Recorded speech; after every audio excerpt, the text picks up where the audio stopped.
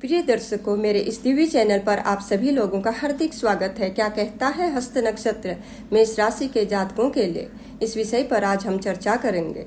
मेष राशि के जातकों के लिए ये कार्यक्रम चंद्र राशि पर आधारित है। हस्त नक्षत्र के ग्रह स्वामी चंद्र हैं। चंद्र मन के कारक होने से आपकी भावनाएं और संवेदनशीलता है। हस्त नक्षत्र चंद्रमा का नक्षत्र होने के कारण ये आपकी अधूरी इच्छाओं और अधूरी भावनाओं को पूर्ण करने का काम करते हैं। आपके प्रारब्ध कर्म किसी कारणवश अधूरे रह गए थे, उन्हें पूरा करने का मौका हस्त नक्षत्र देते हैं।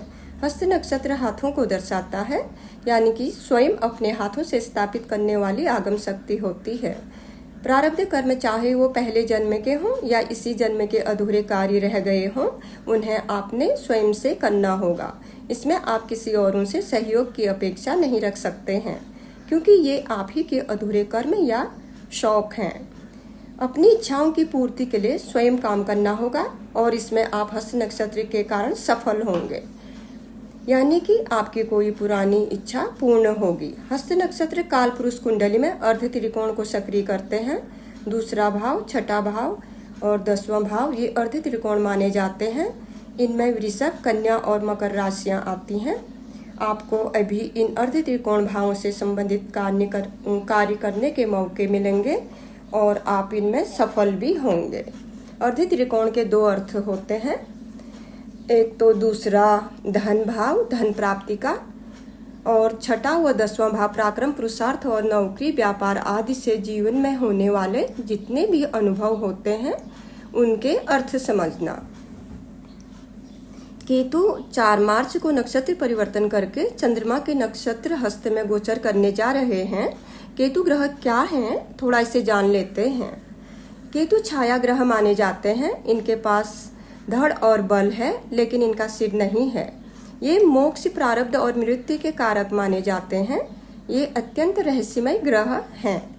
केतु धर्म की ध्वजा है। ध्वजा विजय का प्रतीक होता है। कुंडली में यदि केतु बलवान हो तो इनके अंदर त्याग की भावना होती है और त्याग करके ये लोग अपने कार्य क्षेत्र में बहुत आगे बढ़ जाते हैं, चाहे ये व्यापार में हो या अध्यात्म में। कमजोर केतु इंसान को भ्रमित करता है और अशुभ फल देता है। जातक को व्यसन वाली लत लग जाती है, शराब, सिगरेट, तंबाकू आदि की। केतु ग्रह कोई भी कार्य अचानक से करते हैं। यदि शुभ है तो अचानक से धन मिलना, नौकरी मिलना, विवाह होना, धार्मिक यात्रा, व्यापार में सफलता मिलना। यदि केतु कुंडली में अशुभ है तो अचानक से नौकरी का छूटना, धन हानि होना, विवाह का टूटना, चोट पटक लगना, ऑपरेशन होना, रिश्तों का टूटना, दाम्पत्य जीवन में मतभेद होना, अपनों से ही धोखा खाना और अचानक से कुत्ते का काटना आदि। केतु कुंडली में गुरु के साथ शुभ माने जाते हैं, या गुरु शुक्र के भाव में अच्छे माने जाते हैं, या अकेले केतु हों तो भी शुभ माने जाते हैं। क्योंकि यदि केतु किसी ग्रह के साथ युति बना लें तो उस ग्रह का बल 5 गुना बढ़ा देते हैं।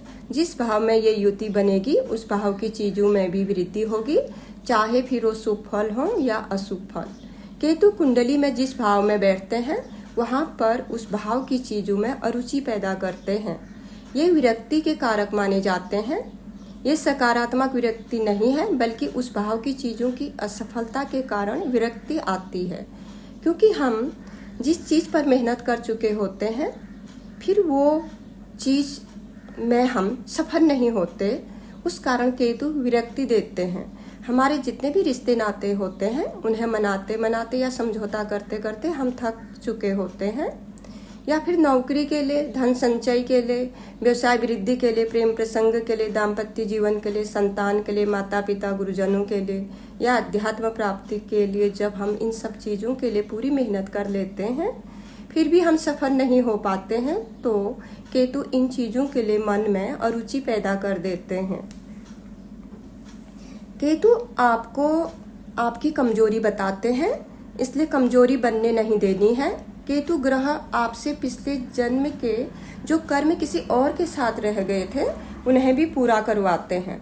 इस कारण भी हम असफल होते जाते हैं। केतु ग्रह की एक विशेषता है कि आप जिस चीज़ के पीछे भागना छोड़ देंगे वो चीज़ आपको मिलनी शुरू हो जाएगी।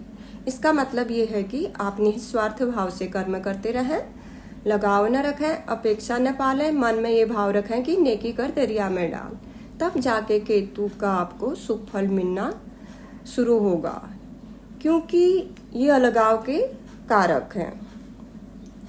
केतु के नक्षत्र परिवर्तन का मेष राशि के जातकों पर क्या प्रभाव पड़ेगा, इसका थोड़ा विश्लेषण कर लेते हैं। आपकी राशि के स्वामी है मंगल। वर्तमान समय में केतु का गोचर आपकी कुंडली के छठे भाव में है और गुरु का गोचर आपकी राशि में है। 30 अक्टूबर से गुरु केतु का षडाष्टक योग बना है। इस अशुभ योग के कारण केतु आपको शुभ फल नहीं दे पा रहे हैं। 30 अप्रैल तक की स्थिति बनी रहेगी। 30 अप्रैल के बाद जैसे ही गुरु राशि परिवर्तन करके आपकी कुंडली के दूसरे धन भाव में आएंगे तो गुरु केतु का नव पंचम योग बनेगा। अभी तक छठे भाव की चीजों से जैसे गुप्त रोग, शत्रु, ऋण, नौकरी आदि से परेशानियां चल रही थी, अब अप्रैल से अचानक से रोग, ऋण, शत्रु, कोर्ट कचहरी आदि से मुक्ति मिलेगी। आपको नौकरी में जो बाधा आ रही थी वो भी दूर होगी। उच्च पदों में प्रमोशन होंगे। जिनको रोजगार नहीं है उन्हें भी रोजगार मिलेगा।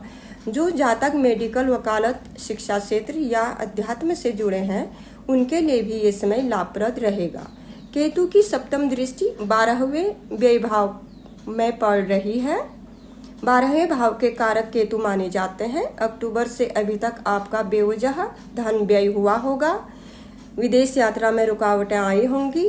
किसी किसी के कोर्ट कचहरी के भी चक्कर लगे होंगे। स्वास्थ्य को लेकर भी धन व्यय हुआ होगा। 30 अप्रैल के बाद अचानक से इन सभी परेशानियों से मुक्ति मिलेगी। गुरु केतु के नवपंचम योग से सभी रुके कार्य बनेंगे। 12वां भाव मोक्ष का भी माना जाता है। आपके स्वभाव में अध्यात्म की रुचि बढ़ेगी। गुरु के दूसरे धन भाव में आने से धन का संचय होगा। बेवजह खर्चों पर रोक लगेगी। वर्तमान में केतु की पंचम दृष्टि दशम कर्म भाव पर है। दशम भाव सरकारी कार्य क्षेत्र का माना जाता है। इस बीच कार्य क्षेत्र में मतभेद रहे होंगे। किसी भी कार्य में स्थिरता नहीं हुई होगी। नौकरी व्यवसाय में परिवर्तन रहा होगा। अभी 30 अप्रैल तक ये स्थिति ऐसी ही बनी रहेगी।